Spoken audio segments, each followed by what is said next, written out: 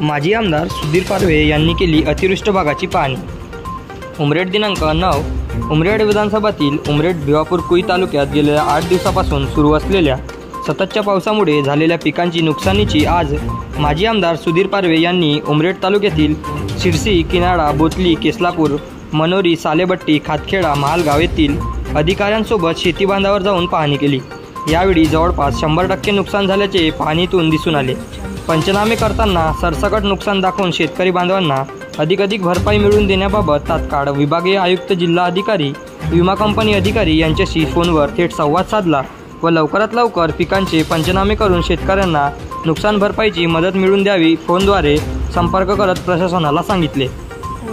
यावेळी भाजपा तालुका अध्यक्ष श्री महेशजी दिवशे, भाजपा युवा मोर्चा तालुका अध्यक्ष श्री मनोजजी दांदाडे, श्री भोजराजजी दांदडे, मंडळ कृषी अधिकारी नासिकराव माटे, प्रशांत कलेवार, शीतल तायडे यांच्यासह तालुक्यातील अधिकारी, शेतकरी मोठ्या प्रमाणात उपस्थित होते।